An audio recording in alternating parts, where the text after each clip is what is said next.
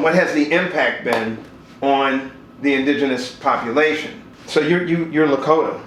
Yes. Both of you are Lakota. Yes. So how many tribes, just off the top? 7 for the. I mean, there's over 500 tribes in the United States. Yeah, federally recognized. And can you speculate about Canada and Central America and South America? It's less.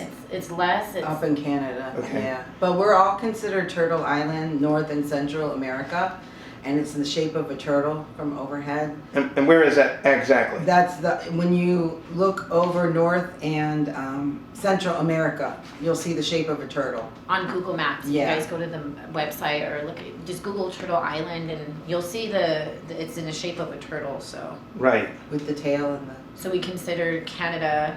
I know for me, I consider the Mexicans indigenous to the lands as well. Well, 7 generations ago, our Lakota ancestors foresaw that it would take 7 generations to heal what had been done in terms of the genocide.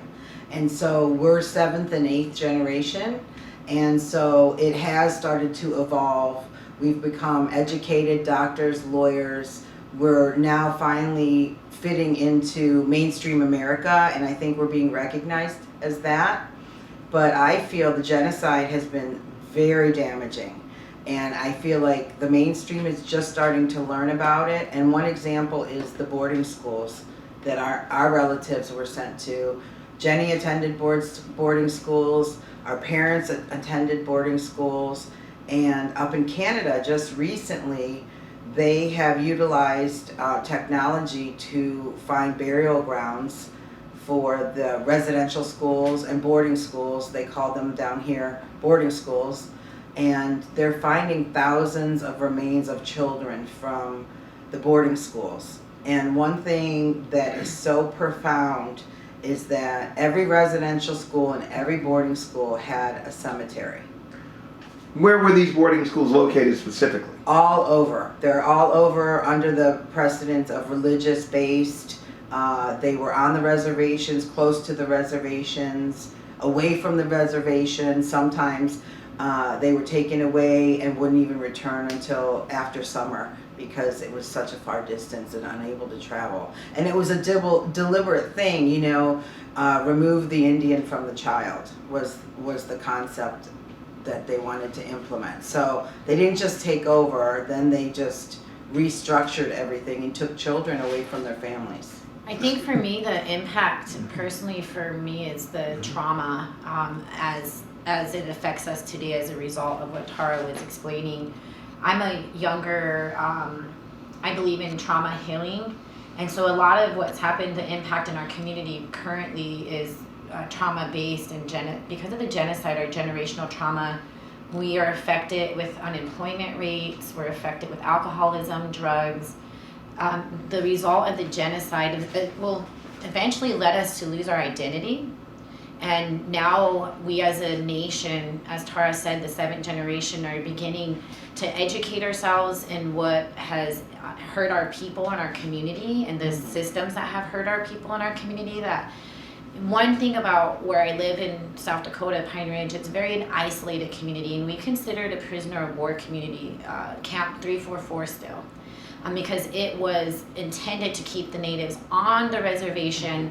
And even the presidents had to get passes to go on the reservation to talk to our chiefs, and we had to get passes to go off the reservation. And so I think for me, it's the abusive system that really intentionally put us away from the general population to isolate us and seclude us. And it's still happening today. Genocide, I believe, is still happening today. The cancer rates for our people, diabetes rates for our people, the average life expectancy for someone on our reservation is 48 for males and 52 for females.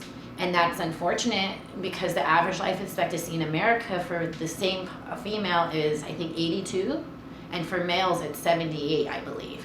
And so we're losing decades. My parents are both not here, and I believe the impact is, you know, we lose a lot of our mentoring or a lot of our Lakota ways because the goal was essentially, as Tara said, is to kill the Indian and save the man. And that was a colonel that said that back in the 1880s while they were starting the boarding schools. And while I attended a boarding school, I wasn't aware of any of this happening to my people myself, because I grew up on a reservation. And it wasn't until I left my reservation and my community that I began to even become aware of all the genocide that happened to us. Reparations, let's talk about reparations for a moment. But for the overall population, what specific things should be provided first to begin some healing? I personally believe it should go into creating a better economy through businesses and teaching the local natives to use their gifts and talents, because in return it will help community ownership, which will help address the trauma, which will help get to the basic needs of the people. Developing the economy to make it sustainable for the native people, because while the system may work for the Americans, we have our own nation, we're sovereign. And so I think personally that we should begin to focus on developing leaders within our own communities so that we can take community ownership and we can build a better economy, because right now the tribe that we're on, we're the poorest people in America. My approach, because I studied social work, I use an approach that's called nativical, which is native and clinical accommodation, because I feel like they both work.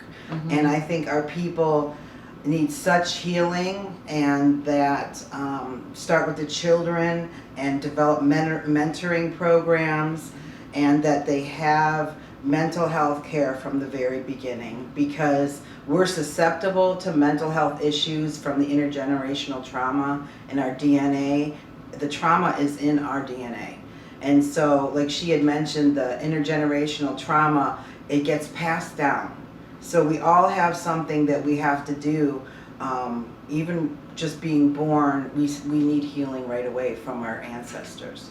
And so I feel like that's happening, and it's a slow process. And part of healing also is restoring the culture.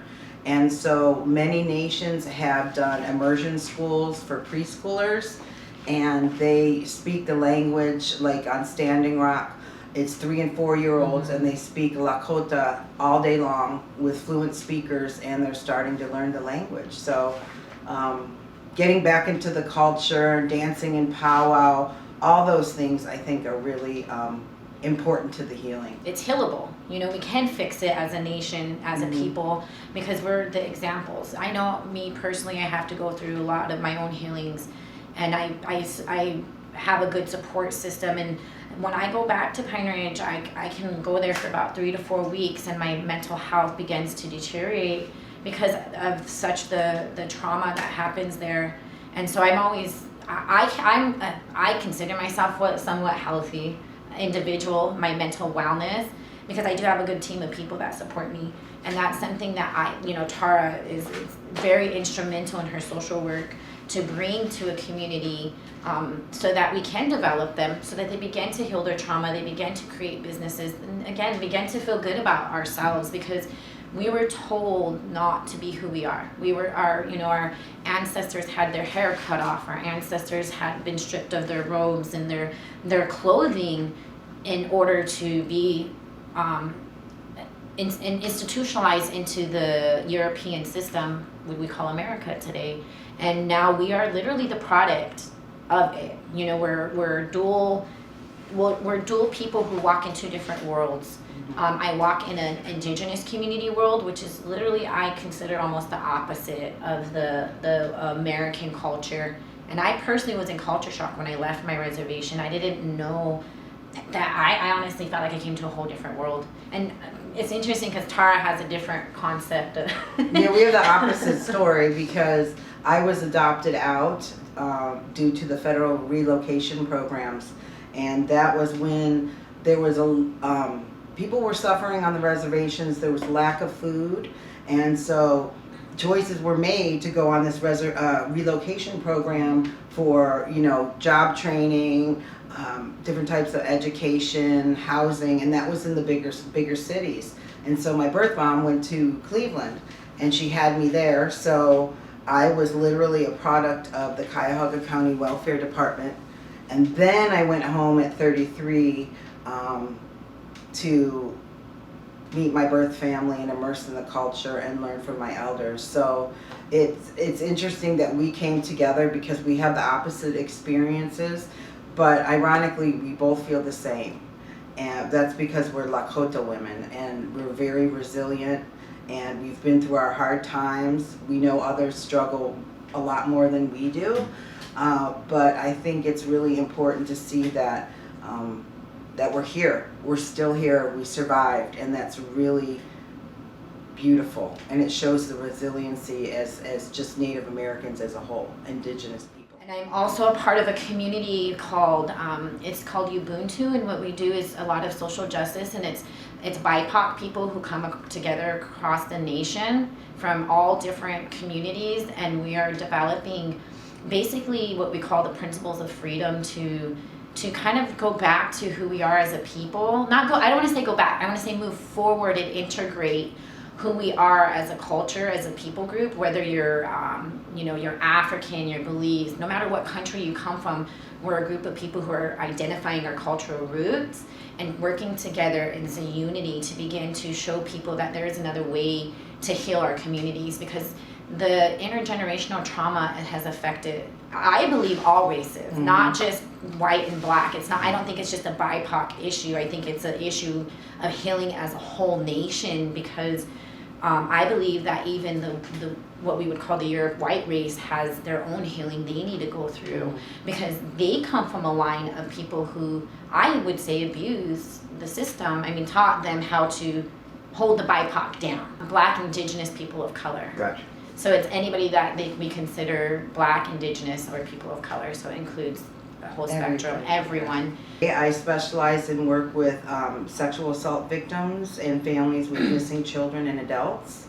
And I started in Cleveland, and throughout the years I've become an administrator. And when I went back to my reservation, I became an administrator for the Indian Child Welfare Act, and I worked in the Indian education program in Rapid City.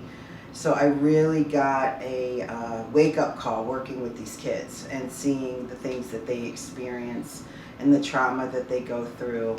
And so I really wanted to become an advocacy group and an awareness group. I'm also a journalist, and I became a Native American journalist doing entertainment coverage, particularly for men. So I started a website. It's called LakotaWomansVoice.com, and I have some of my articles on there. It's a mixture. There's one about, I wrote about when the kids were in cages and tying that into the genocide, because those tactics that they were using were the same tactics that they used on us, and people don't realize that.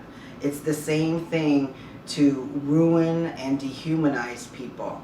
And I was absolutely astounded when that was happening, because, losing these children, there's no documentation, you separated them from their parents. We're back again where we were 500, 600 years ago. And so I think that's so traumatizing, and they kind of forgot about that whole population. And we're women who love to heal. I think that's one of the things that the Indigenous community is known for as a whole, is we see healing amongst ourselves, and we believe that Creator has given us all gifts to heal within our communities. I'm talking even the African, the browns, the blacks, we all have cultures that I believe are gifted, and we come from what is called the Buffalo Nation. And so we have certain identities that we are learning and relearning, and really just trying to help. There's 3 things I would invest in for a donor. It would be the mental wellness, it would be the economy, and then the homelessness. If you can meet the basic needs of your warriors, which is food and shelter, they will fight for you. They will do things that they will take care of their own community. What I do really is working with the homeless community, with the youth. I've met a lot of homeless youth. I've been a lot of homeless veterans. I've worked in homeless shelters. I've experienced homelessness myself. As a veteran, as a Lakota woman, I really just want to empower the local community to take a stand and do what's right. For the last 15 years, I have spent kind countless hours trying to create awareness for the missing and murdered Indigenous women in the United States, and I've collaborated with groups in Canada who are way ahead of us by decades. And so I think that's really empowering and fighting for our people. She fights for the land, I fight for the women that are missing, to try and create awareness and collaborate.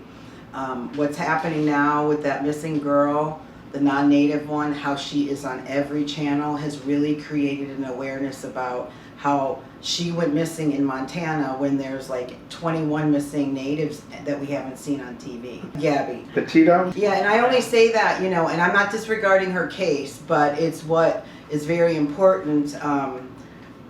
The PBS woman that passed away, Gwen, she termed it missing white women syndrome, and how the media treats those cases different. And that's what I've been really working hard, and became a journalist to become part of the media.